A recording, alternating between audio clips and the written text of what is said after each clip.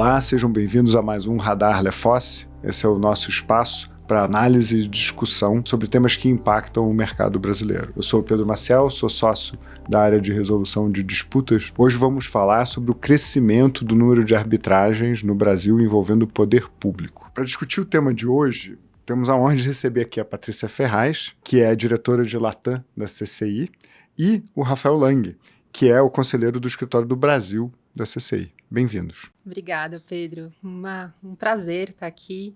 É o nosso primeiro, vídeo, como é que chama? Videocast. Videocast, muito chique, adorei. É um prazer para a gente estar aqui e bater esse papo com vocês. Muito obrigada. Muito obrigado pelo convite, é um prazer estar aqui, participar desse videocast e compartilhar um pouco da nossa experiência na CCI com vocês. Prazer é nosso receber vocês aqui. Para começar, eu queria trazer um pouco do panorama do cenário atual envolvendo arbitragens com o setor público.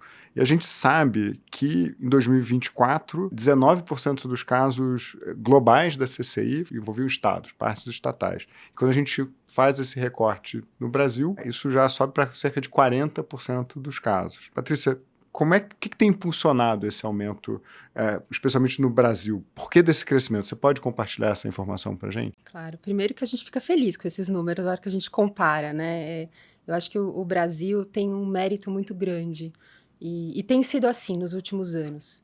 Desde que a gente abriu o escritório aqui em 2017, a gente tem visto esse crescimento. E eu confesso que a gente não esperava isso quando a gente pensou em abrir o escritório aqui. Pra gente foi uma surpresa também. E porque quando a gente abriu, a administração pública também ficou mais confortável em usar a CCI, em ter a gente perto, sabendo que tem todos os serviços, escrutínio, mas também pagando em real. E aí, o que a gente começou a fazer? E eu acho que a gente teve muita sorte também, porque foi bem na época que a administração pública começou a se especializar. Então, a gente começou a fazer muitos treinamentos com eles. A gente começou a fazer vários workshops. Tanto que hoje em dia a gente já está no 6º encontro anual, que na semana do BED, todo ano, um dia antes do BED, a gente tem uma tarde de encontro com a administração pública. E normalmente vão cerca de 40 procuradores federais, estaduais, municipais, e aonde é uma grande mesa redonda, onde a gente fica trocando ideias. Então eu acho que foi essa troca que foi melhorando. E, então, eu acho que foi um conjunto de sorte, eles estarem se profissionalizando e a CCI está no Brasil. Se eu puder só fazer um esclarecimento para quem não está familiarizado com nossa terminologia, que BAD é o Brazilian Arbitration Day. Ótimo, bom, não é BAD, é muito bom, aliás. Uma vez falei com um estrangeiro sobre isso, ele falou, eu pensei na hora no álbum do Michael Jackson, mas não, é o Brazilian Arbitration Day. Brazilian Arbitration Day, que... Só para estatística, acho que ainda é o segundo maior evento da CCI no mundo, não é isso? Que é curioso, né? Porque a gente fica atrás só de Miami, que é que a gente chama de um global event. O Brazilian Arbitration Day, né, que a gente chama de BAD, não é um global event, é um Arbitration Day, que é organizado junto com o Comitê Nacional, que é o ICC Brasil. E a gente teve esse ano 493 pessoas. Então, é muito legal. Nós tivemos 47 pessoas de administração pública presentes. Então, eles estão muito entregados na comunidade arbitral. É um número incrível, porque a administração pública, você ter 10% da audiência vindo da administração pública é um número incrível para um dia só de evento de uma instituição. Tudo bem que é a CCI, mas é uma instituição no Brasil. E vindo de diversos lugares, né? Então, eles se programam para estar aqui. Então é muito bacana mesmo. Muito bom. Vamos voltar aqui para as disputas e, Rafa, conta pra gente quais os principais tipos de disputas que a gente tem envolvendo o setor público. Bom, nós temos diversos tipos. Uma coisa que é importante mencionar aqui é que mais ou menos 40% dos casos administrados pelo Escritório Brasileiro da Secretaria envolvem administração pública. Seja administração pública direta, indireta. Temos diversos casos envolvendo agências federais de economia mista, empresas públicas. E falando de uma maneira um pouco mais específica, pensando agora do ponto de vista das agências federais. Nós temos a primeira arbitragem CCI envolvendo agências federais no Brasil foi em 2006. Envolvia uma arbitragem com a ANP, e desde 2015 nós vemos um aumento nessas arbitragens, porque o que houve em 2015 foi a reforma da lei de arbitragem, que prevê agora expressamente que a administração pública pode utilizar a arbitragem para resolver suas disputas. E desde que abriu o escritório no Brasil, nós vemos diversos casos envolvendo as agências federais de concessão de rodovia, de petróleo e gás, envolvendo a ANP. Em 2021, nós tivemos vários casos envolvendo telecomunicações, que entraram contra a Anatel, diversas concessionárias contra a Anatel. O bom de casos de administração pública é que eles são públicos, então eu posso falar sobre eles à vontade, que não seria o caso de arbitragens envolvendo privados. E envolvendo outras entidades de outras entidades federais, como estados, municípios, nós vemos diversas arbitragens envolvendo o estado de São Paulo, muitas delas envolvendo rodovia, seja concessão de rodovia ou contratos para construção de infraestrutura rodoviária. Diversos casos envolvendo também a ferroviária, infraestrutura ferroviária. Nós temos vários casos envolvendo também o estado do Rio de Janeiro. Nós temos alguns casos envolvendo, inclusive, estados que menos óbvios, como Amazonas, a Bahia. Mas eu diria que dos casos com a administração pública, assim como os casos em geral, envolvem obras de infraestrutura, arbitragem de construção, arbitragens envolvendo o setor energético.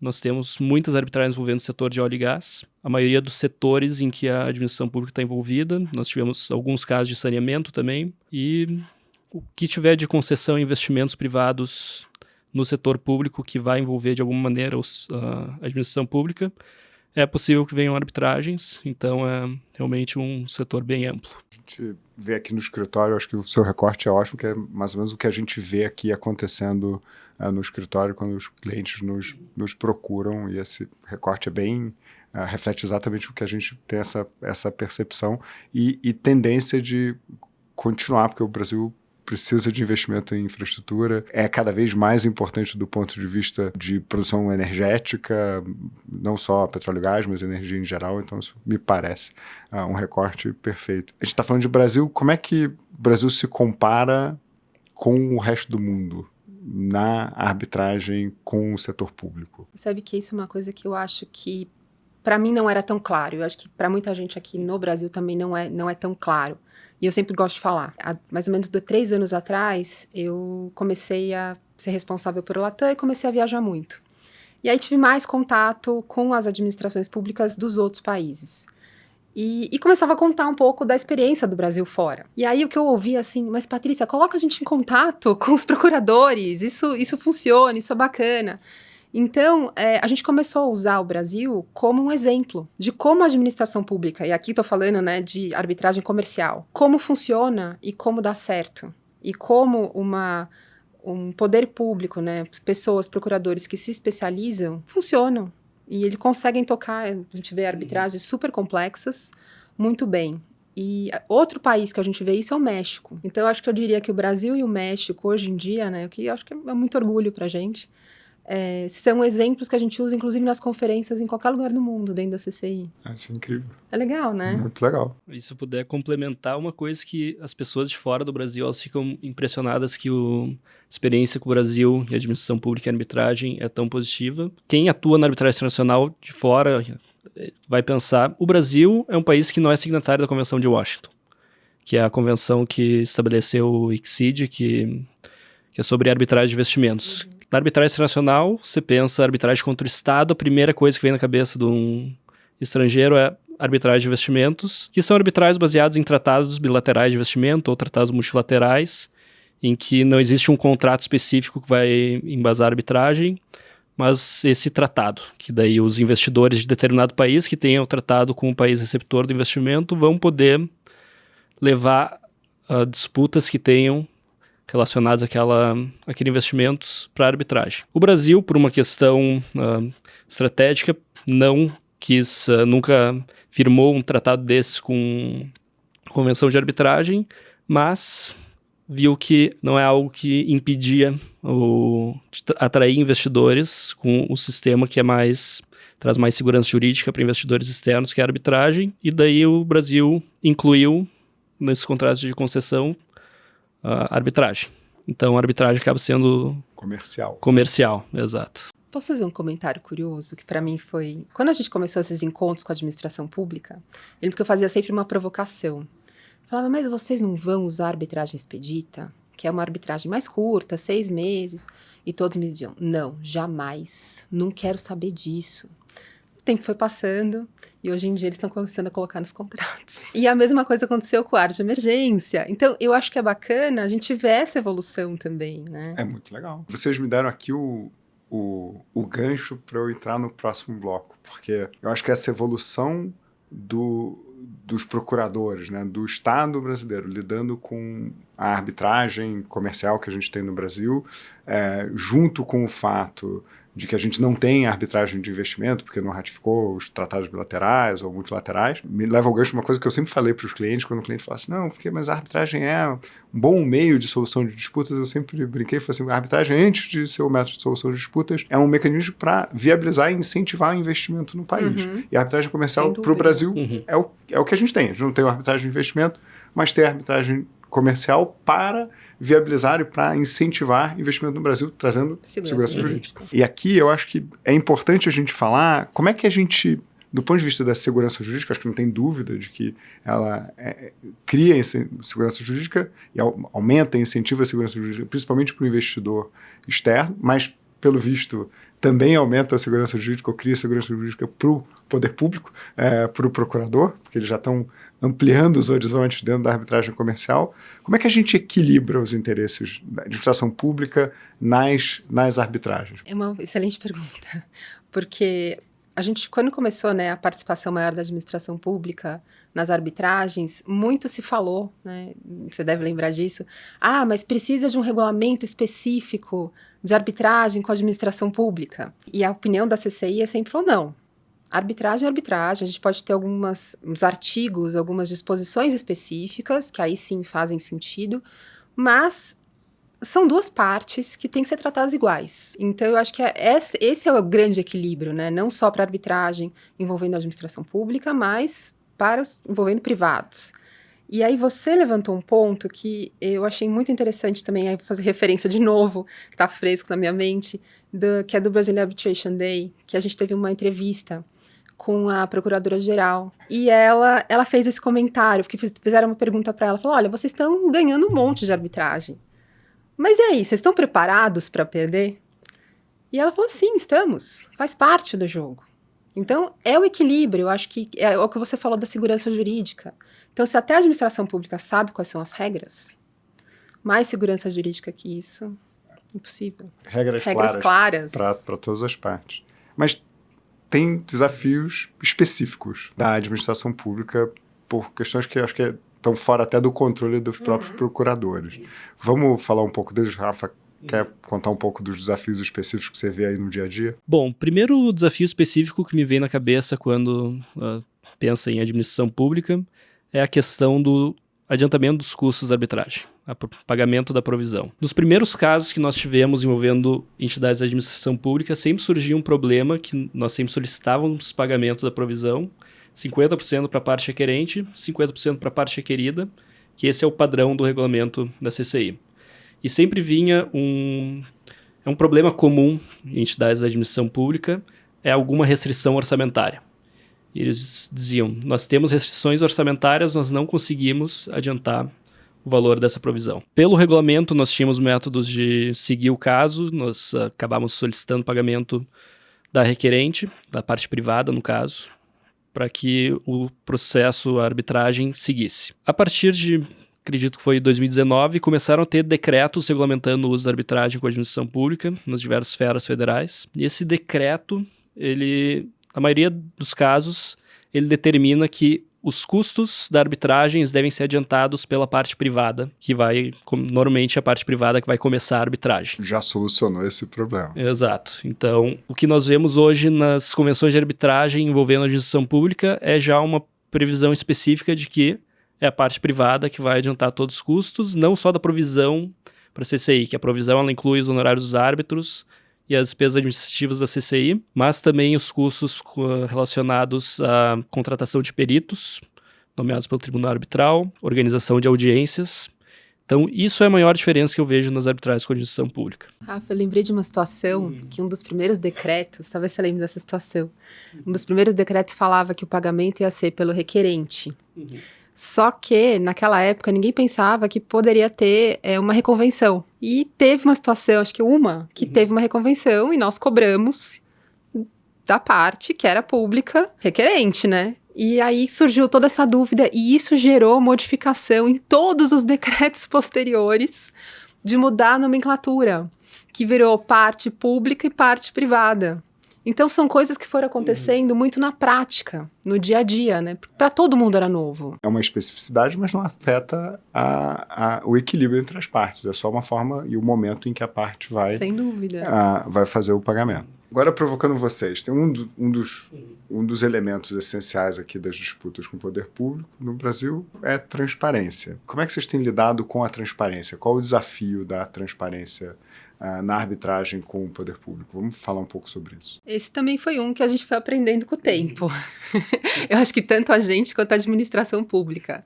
Eu lembro que quando começou, né, toda essa questão falava, né, a arbitragem com o poder público é pública. Ninguém sabia o que isso significava. Então, o que a gente fazia nas nossas cartas? A gente convidava as partes a nos dizer, por favor, nos indique como nós devemos publicar, o que nós devemos fazer. Ninguém sabia. Teve uma que nos mandou assim, deixa aí no balcão, para todo mundo ter acesso aos autos. Claro. Então, é curioso. E aí, aos poucos, a gente foi conversando muito, e aí eles são muito abertos também, a gente foi conversando muito com a administração pública, olha, como é que a gente vai fazer? E aí, hoje, a gente chegou no modelo onde a gente publica os casos no Gismundi, no site. Os casos, a gente publica só as peças, as principais peças. Nós não publicamos os documentos por uma decisão interna da CCI, porque nós entendemos que os documentos, aí você já está entrando uma questão que pode ter questões mais confidenciais, que não faz sentido. Então, nós publicamos os casos em curso, as principais peças. Até hoje tem sido muito, muito tranquilo.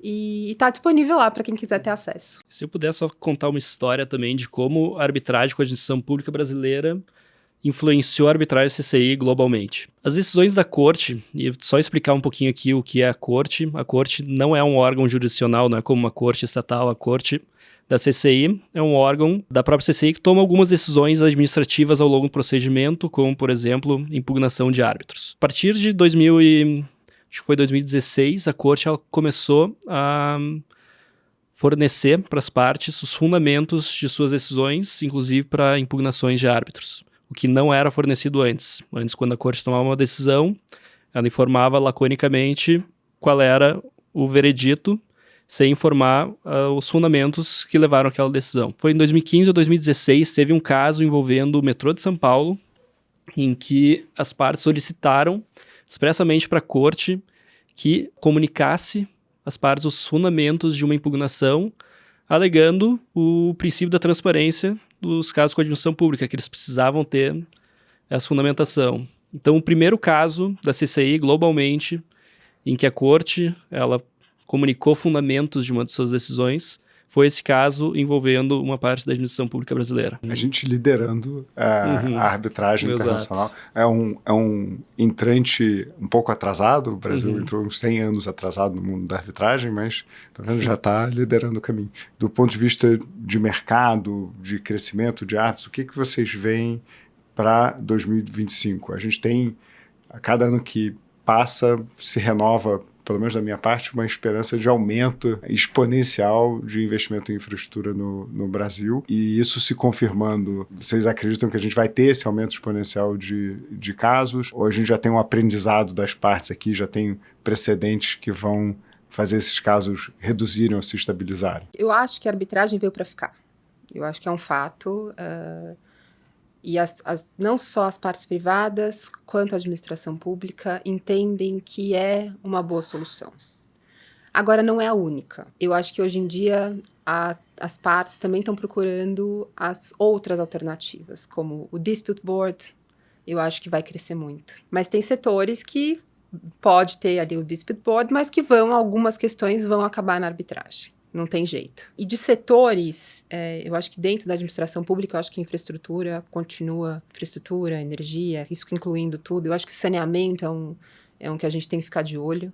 Inclusive tem uma consulta pública aberta, que também acho que a gente tem que ficar de olho, que vai ter muita coisa para acontecer. E as arbitragens expeditas e árbitros de emergência, vamos ver mais em 2025? Depois de tudo que a gente viveu, né, depois de pandemia, toda essa questão econômica, eu acho que para todas as empresas hoje a arbitragem expedita faz muito sentido. Não tem porquê, em algumas situações, a gente ir para uma arbitragem com 3 árbitros, 2 anos, se você pode resolver isso em 6 meses com um árbitro. E tirar isso, limpar seu balanço. Para as empresas isso é muito bom. Acredito que vai crescer. A gente tem visto isso. A arbitragem expedita começou em 2017. A gente já tem mais de 600 casos no mundo.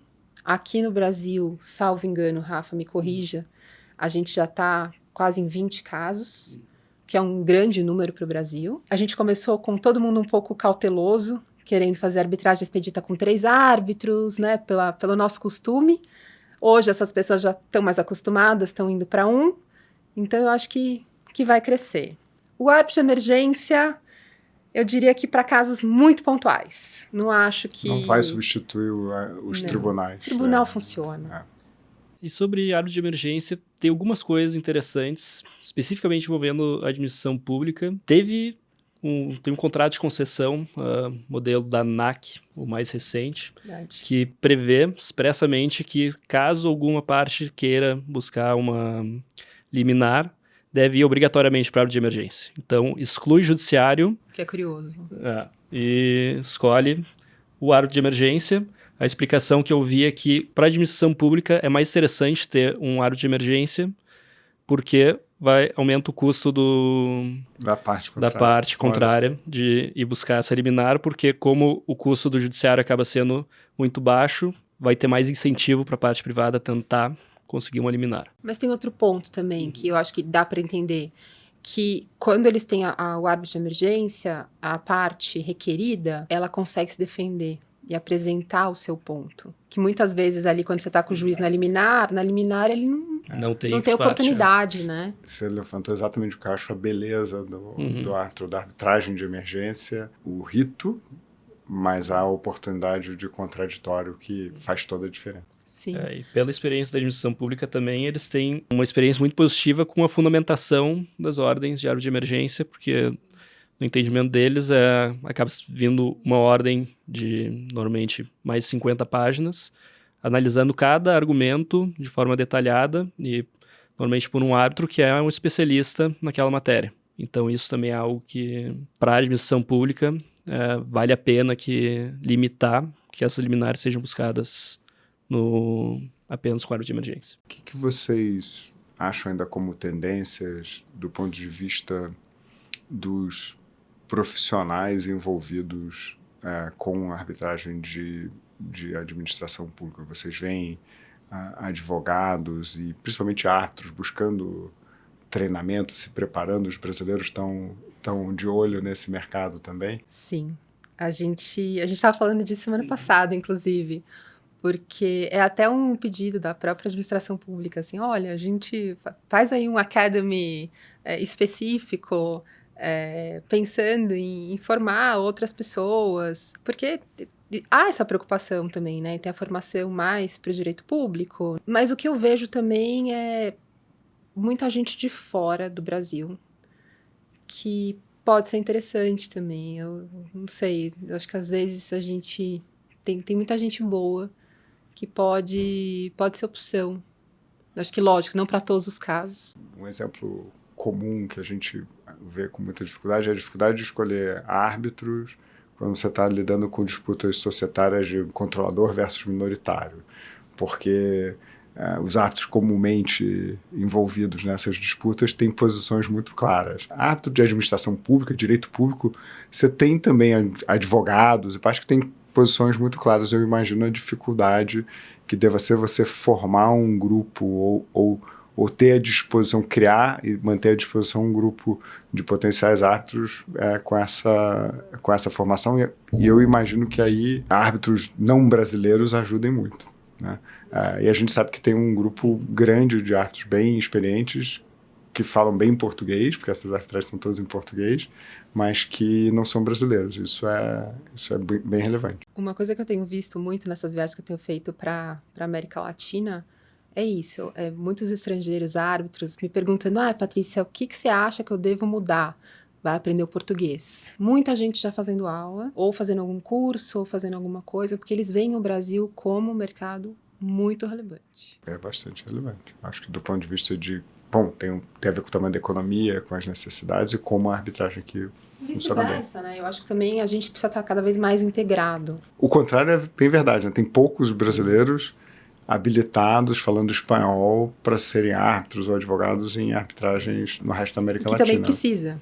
Também precisa, faz falta. E quais são os esforços que as partes podem fazer para lidar com os custos da arbitragens complexas do ponto de vista de infraestrutura e tudo mais com a administração pública? O que a gente está olhando de tendências para o futuro para lidar com os custos? Deixa eu fazer só parte da CCI e você cuida da parte difícil da pergunta. Eu passo para você, eu faço a parte fácil. É só aproveitar, eu acho que a gente tem que usar essa oportunidade também para atualizar. Nós, agora em 2000, como eu comentei, nós temos uma tabela em real aqui, que são para os casos aqui no Brasil, os casos que estão em curso com a equipe do Rafa, que são administrados aqui, então isso inclui praticamente todos os casos da administração pública. Agora, em 2025, em janeiro, a gente fez um reajuste dessa escala. A última vez que a gente fez foi em 2021, um ajuste normal, em razão de tudo que estamos vivendo, não foi só nós, fomos todas as câmaras. E também porque precisamos pagar os árbitros bem e que não tem um reflexo tão grande na arbitragem em si. Com relação à parte difícil da pergunta do que as partes podem fazer. Quando penso em custos na arbitragem, como diminuir eles, especificamente arbitragens brasileiras, eu penso em tempo. Tem muitas arbitragens brasileiras que um hábito de advogados, pelo que estão mais acostumados com o processo judicial brasileiro. Processo civil brasileiro. Processo civil brasileiro. No começo do procedimento, as partes concordam num cronograma que não vai até o final do procedimento. É um cronograma que vai dizer as datas para as alegações iniciais, para resposta, réplica, tréplica, e depois termina numa audiência de apresentação do caso ou em especificação de provas. E depois não tem previsibilidade de até quando vai o procedimento. Isso é totalmente contra o que a própria CCI indica e auxilia as partes, né? Não querer seguir o que a CCI ajuda, não é? É curioso porque isso acontece no Brasil, Pedro. A gente vê todos os outros times...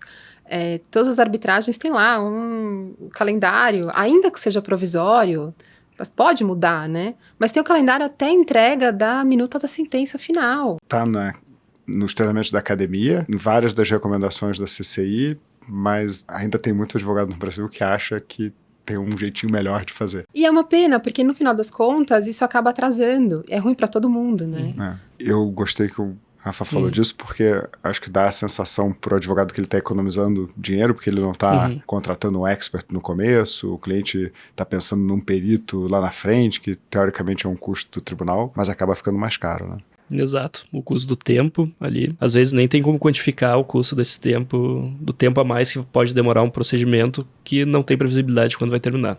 E nossa experiência CCI é clara de que quando o cronograma é completo desde o começo do procedimento, fica muito mais rápido o caso. Acho que com isso a gente chega ao fim do nosso tempo. Chegamos ao fim de mais um Radar Lefosse. Patrícia, Rafael, muito obrigado por estarem aqui, por compartilharem com a gente a experiência de vocês e da CCI. Lembrando aqui a audiência que, se gostarem, segue o canal. A gente vai continuar tendo outros videocasts como esse. Obrigada, Pedro. A gente adorou. Conte com a gente sempre. E foi nossa primeira experiência de videocast e adorei esse papo. Obrigada. Muito obrigado, Pedro. Foi um enorme prazer estar aqui e compartilhar um pouco da nossa experiência.